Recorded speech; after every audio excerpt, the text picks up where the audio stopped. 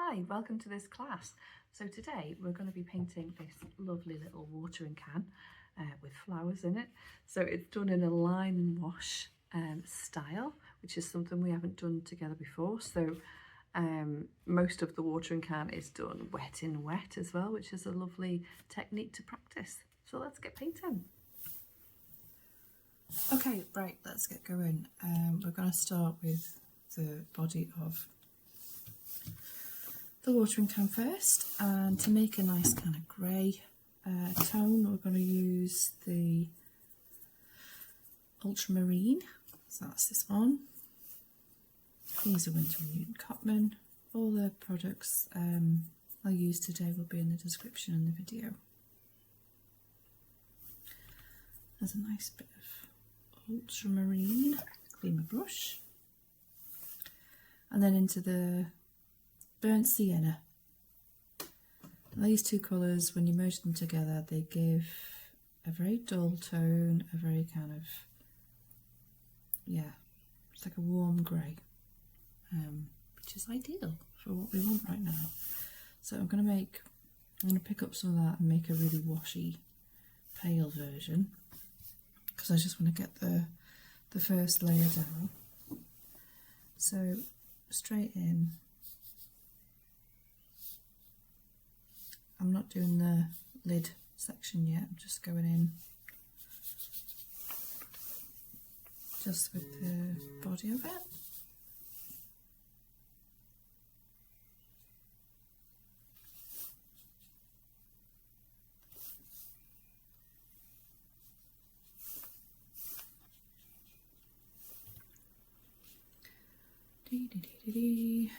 So wet onto dry, just getting that light grey tone. Okay, and then into that thicker wash that we made earlier, and let's just drop some of that colour into the corners to suggest a shadow. A bit of shadow underneath the spout. So you'll notice I'm not brushing this in, I'm just sort of dropping it in.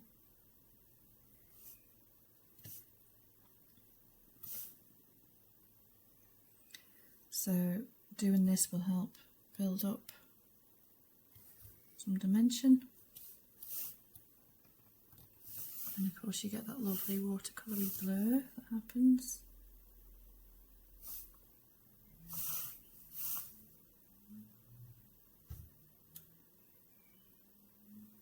So we've got the darker grey for a bit of dimension, which is really nice. I'm going to switch to my smaller brush. I'm going to go into that burnt sienna just as it is, make a new wash, and just to sort of give the suggestion of a bit of rust here and there, I'm going to gently straight onto that bit, because the burnt sienna will kind of poke through because it's quite bright.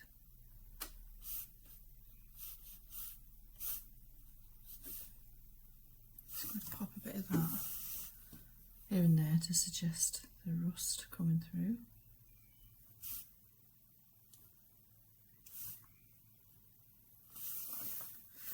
And then I'm just going to load my brush, cover the flowers and just gently tap. There we are, a few spots of rust on there as well. Great. So I can't do this section or this section because it's this section is still really wet, so if I try and make another wet section next to it, it'll just blur into it. Let's go into the light one again and let's do this section. Very bit of the spout.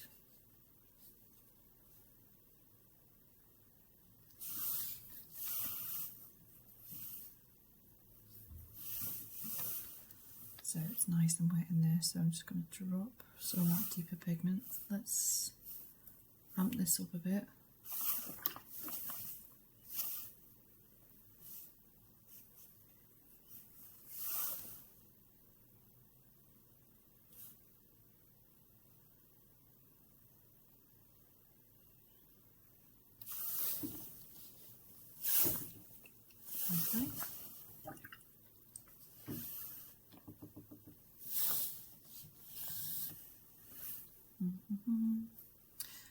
So we do need to wait for that to dry, so I'm going to go get into the flowers and do a first layer of the red.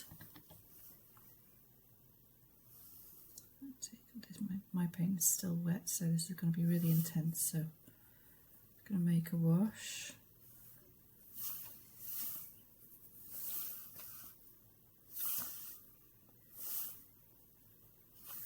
I'm just going to, in the centre of that flower, of those poppies, just putting that quite intense red. Okay, I'll clean my brush, just tap off the excess, and I'm starting to fill in the petals, and it'll let the, I know once it touches that middle section, it'll start to spread. And I don't want to stay neatly in the lines for this one, it's kind of quite nice for it to be quite loose. Abstract. Well, they're really pale, but don't worry because we will go over those again with another layer. Just give them a bit of a boost. Just going to make up some new red and just drop that in the centre. Give it a little bit of a kick for this first layer. Nice. Okay. So let's do some of those little yellow flowers, straight into the yellow. Make a little mush.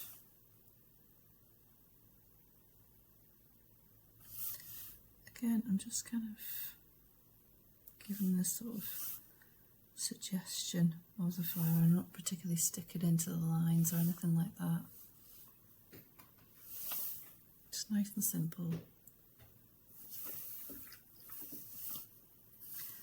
And let's make purple for that lovely, I think it's a hyacinth. Is it a hyacinth? Apologies if I've got that wrong. I need to get to know my flowers better. So that's pink. I'm going to go into the Winsor blue. Apologies, not Winsor blue, intense blue. This is Cotman. You see that Cotman wants to, that blue wants to take over. It's almost entirely blue now. Let's get more pink. We want to get a nice purple. So this sort of longer, thinner flower over here, let's just get that in. It's just gently just sort of tapping.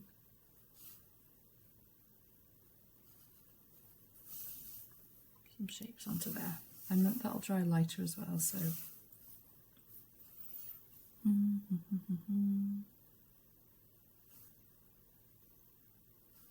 Just little taps.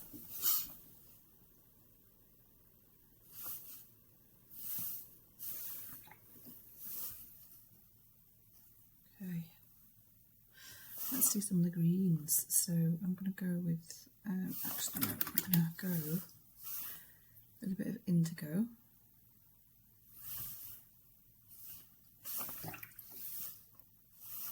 And yellow. And that gives me quite a nice sort of natural green, a bit more yellow.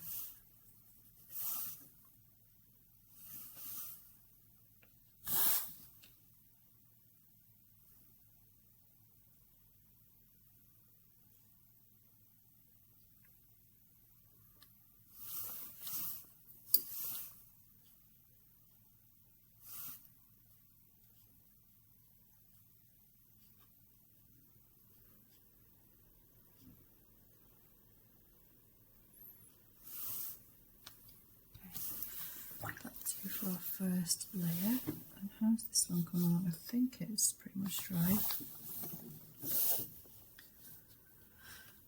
Yeah. Okay. So back into the pale grey.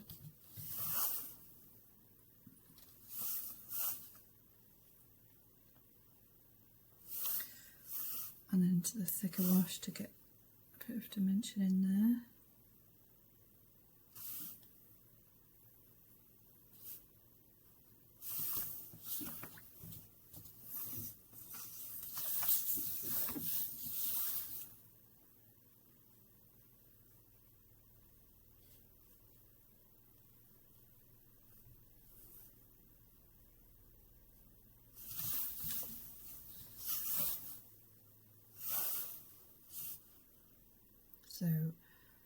with this bit, I like to imagine it's catching a fair bit of light because it sort of protrudes. So I'm just going to only put a bit in on that bit.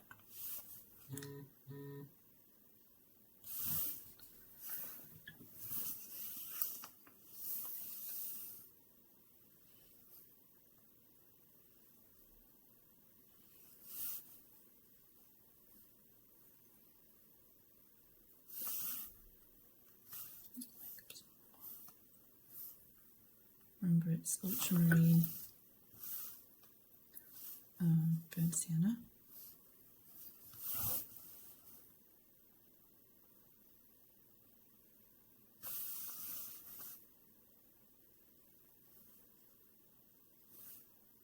So we're really trying to cast a shadow on the underside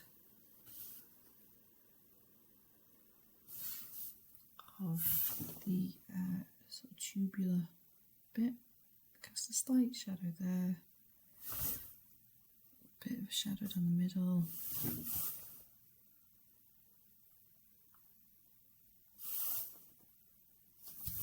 It's layer 1, remember, but we're just leaning into that lovely blur you can get. And we're just doing the sections that we haven't done, so let's get this one done as well.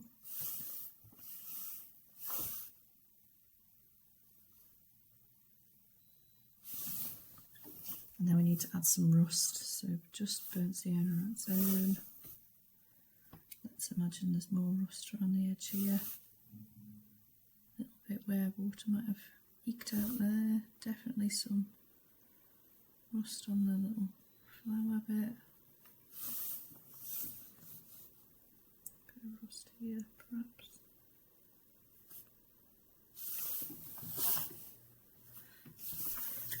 And we do have this section, which we can't do because it's connected to this one.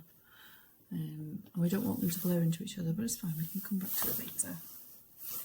Just going to connect that. There we are. This is dry.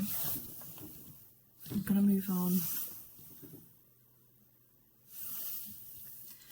to the next layer of flowers because they're dry as well. So let's get this gorgeous red.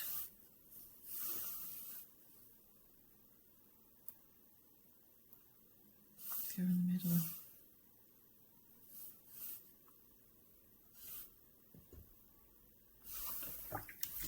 And this time I'm just going to do maybe 1 or 2 petals.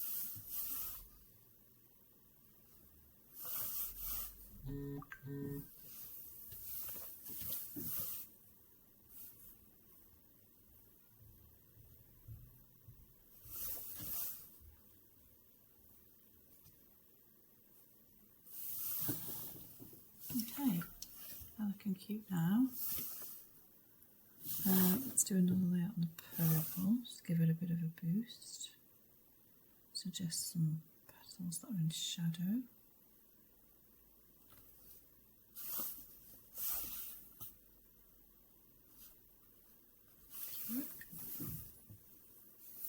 And let's get some more green on, so let's make the green darker, so more indigo.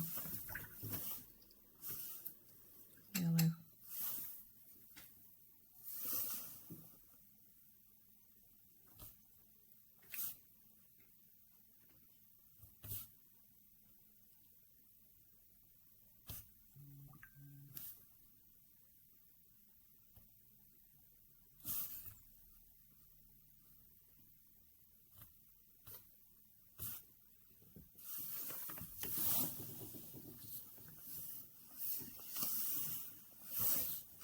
Going to suggest a bit more shadow going on because that's the inside of the watering can there. That's really in the dark.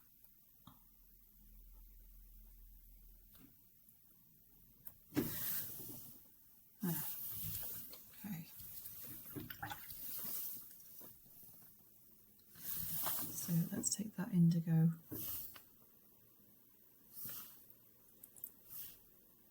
I'm going to mix it with a bit of burnt sienna just to warm it up. Try and make the mixture quite thick, you don't want it too watery. Then just in the centre these. Just, and the little yellow flowers, I'll just add a bit of much into those. Looking great, we're nearly there. So, is this pretty much dry? Let's go in this last bit. In fact, I'm going to go in.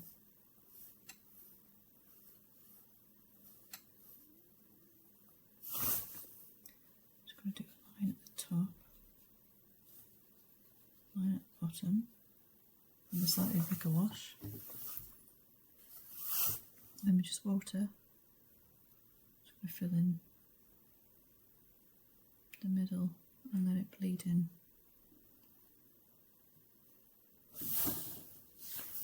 And let's give it a bit of rust because we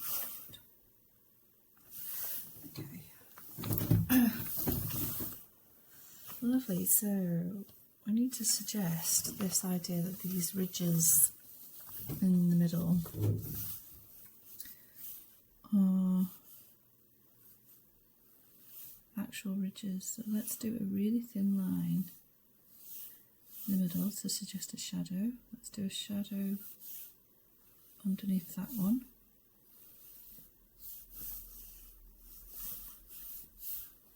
Cast a tiny shadow in the corner at the top.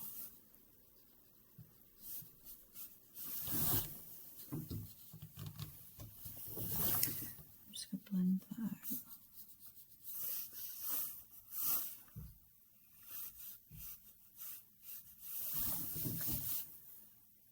Great, okay, and then I just want to add a bit more. Oh, Jesus Christ. Sorry. That was the, something just fell over. Actually an easel in the background, it just fell over spookily. Right. Anyway, let's do some darker tone in the little ridge to suggest it's cast in shadow.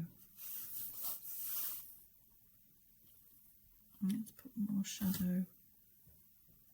Suggest a little ridge in there.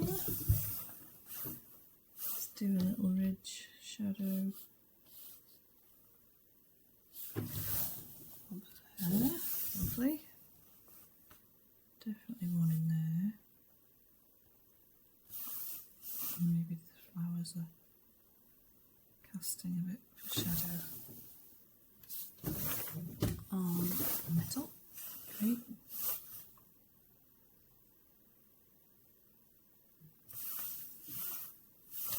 And then a bit of a shadow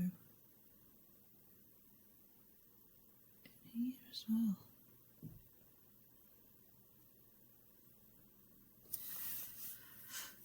And of course the little dots.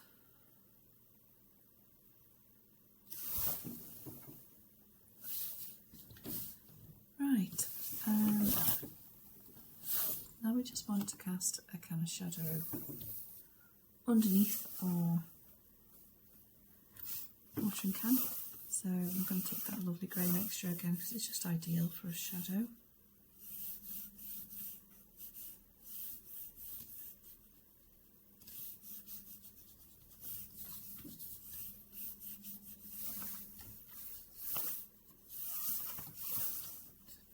Nice and blurry.